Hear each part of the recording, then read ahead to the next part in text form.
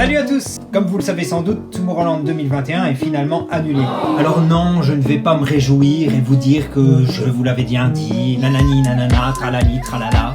Malgré le fait que depuis déjà fin de l'année passée, je m'avançais déjà pour le dire, et que les mois passants, je ne cessais de le rabâcher. Bref, tu le fais quand même.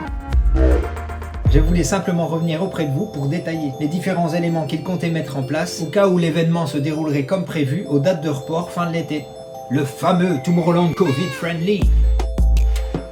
Et qu'ils ont détaillé dans le texte qu'ils ont publié sur leur site. Sachez d'abord que j'attendais de voir ou non s'ils allaient passer par la justice pour contrecarrer la décision des deux bourgmestres. Mais finalement non. Il précise d'ailleurs que... Compte tenu de notre coopération de longue date avec les communes, nous ne voulons pas nous engager dans une bataille juridique et nous ne voulons pas faire appel de la décision des maires auprès du Conseil d'État. Bref, allons directement au point qui nous intéresse et voyons ce qu'ils avaient prévu. Nous voulions utiliser le Covid Safe Ticket, Oui, bon, ça on le savait. n'autorisant que les visiteurs ayant été entièrement vaccinés, plus 2 semaines. Ah ok, les fameuses 2 injections plus le délai de 2 semaines. Rappelons qu'à la base, les 2 doses n'étaient uniquement prévues que pour les personnes âgées, les personnes à risque et celles atteintes de comorbidité. Puis finalement généralisé à tout le monde. Seuls les Belges en visite pour une journée auraient la possibilité d'entrer avec un test PCR négatif.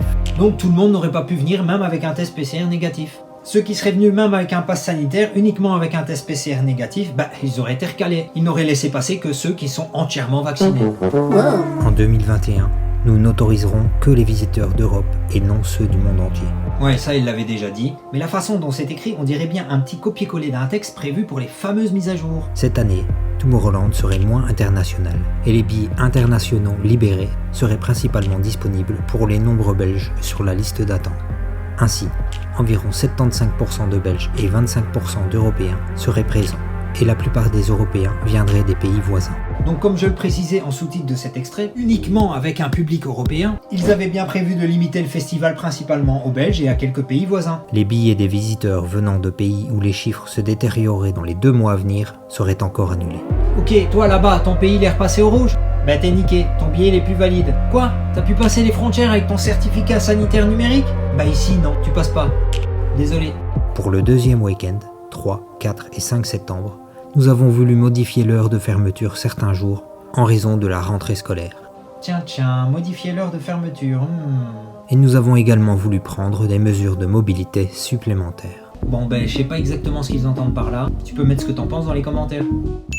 Nous étions prêts à faire tout ce qui était en notre pouvoir pour assurer la sécurité de nos festivaliers, de nos artistes, de notre personnel et de nos voisins. Ouais, ça on sait bien, ils avaient déjà acheté les petits pistolets, les bracelets, excusez-moi. Nous avons indiqué à plusieurs reprises que nous évaluerions et anticiperions toujours la situation épidémiologique, car un festival dans des conditions sûres est notre priorité. Bon là ils jouent un peu comme moi. Oui, on vous avait prévenu que ça pouvait être annulé et reporté à 2022. Bon, pour le reste, je vous laisse aller lire la suite. Mais en gros, que malgré toutes les questions techniques et organisationnelles avaient reçu le feu vert, c'est déchirant d'annuler un festival et c'est un énorme coût au niveau financier pour eux. Bref, Déchirant d'annuler un festival, c'est un énorme coût au niveau financier pour nous. Alors que franchement, s'ils avaient suivi les autres organisateurs et jeté l'éponge malgré les annonces du gouvernement, ça serait pas arrivé, hein.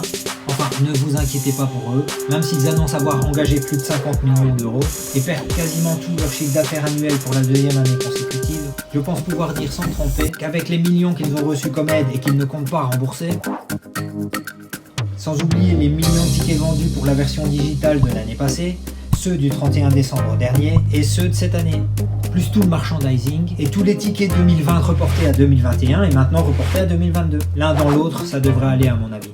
Alors je vous l'annonçais dans ma dernière vidéo, je préparais une rétrospective spéciale pour l'édition Tomorrowland Covid Friendly, mais comme finalement cette édition a été annulée, j'aurai un peu plus de temps pour la réaliser et j'attends de voir si je la publierai pour l'édition Winter de l'année prochaine, ou pourquoi pas plus tôt, ou carrément attendre le report à 2022. Enfin d'ici là on a le temps de voir venir.